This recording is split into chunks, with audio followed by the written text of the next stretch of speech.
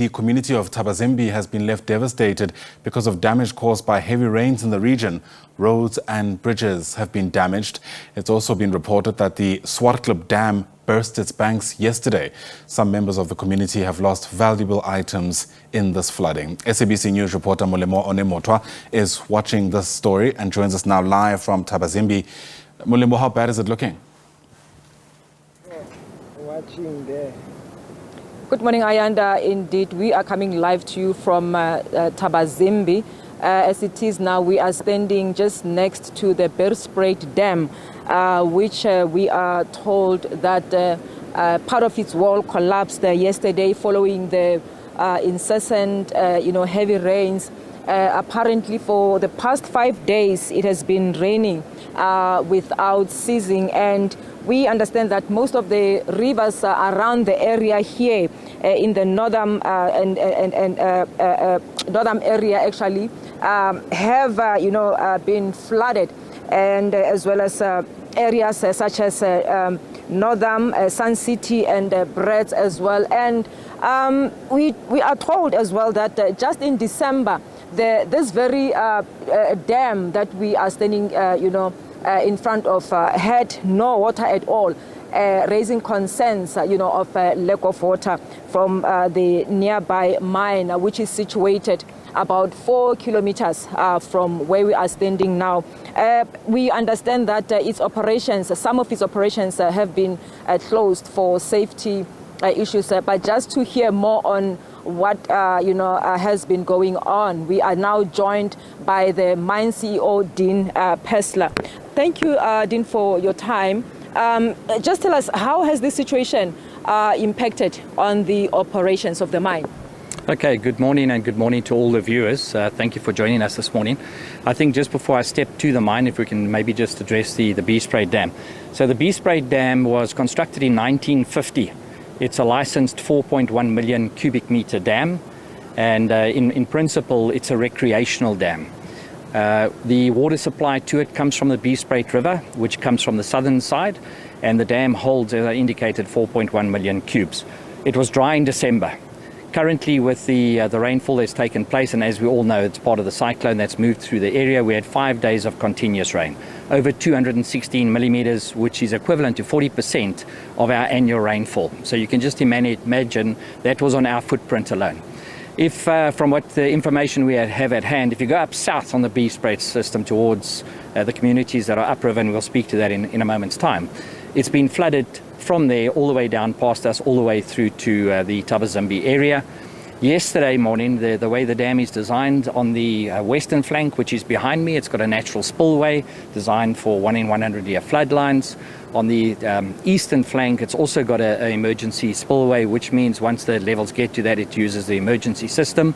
Through this rain session that we've had, both of those have been activated.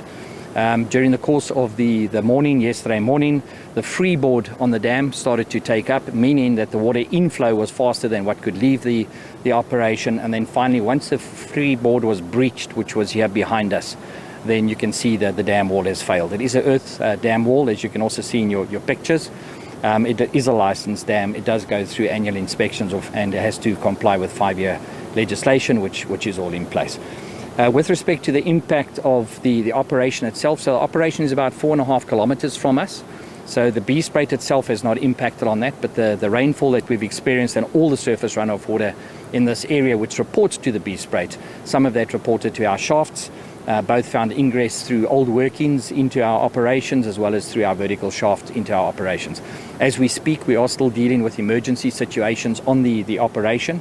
No injury, no incident to people or life or limb.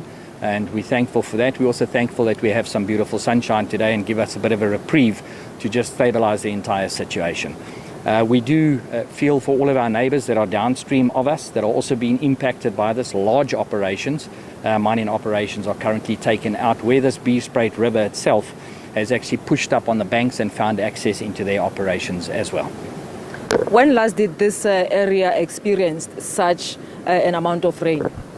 So we've never experienced this amount of rain. So from the timeline that I've tracked back, indicating the mine is 76 years old. The dam was built in 1950, and it's always managed to deal with a 1 in 100 year flood. 100-year flood. What we've seen here, what developed here in this area is way past that, both from the Sun City area, the northern area, as well as all the way through Thabazimbi. Every single river, every tributary is in absolute flood. Farmlands are covered in water, properties covered in water, and it's not as a result of the bee spray, it's just as a result of the collective rain that's been here. Thank you so much. Ayanda, we are also going to speak to the spokesperson of the mine in terms of what has been done to relay, the message to communities out there. We understand that there are no households situated around, but just to get to know what has been done to alert communities around. Thank you very much, and thanks to your listeners.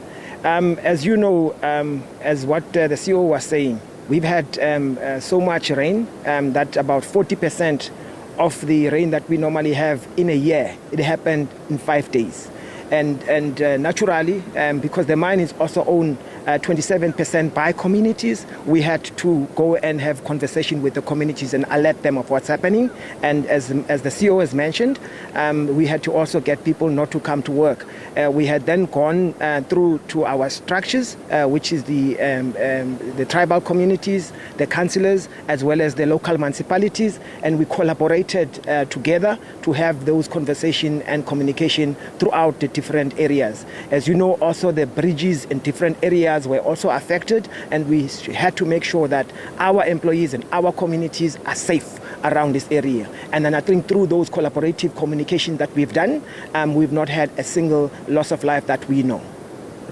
Thank you so very much, Ayanda. Thankfully, no loss of lives, but then, the area has actually, experienced a lot of there's actually a lot of damage that has been left, because on our way here earlier in the morning, some of the infrastructure, including the rail line, we saw the rail line in one of the areas as we are coming to the mine area, sort of like washed away. Molemo-waOne Mothoa has live to us there from Thabazimbi in Limpopo. Thanks very much indeed.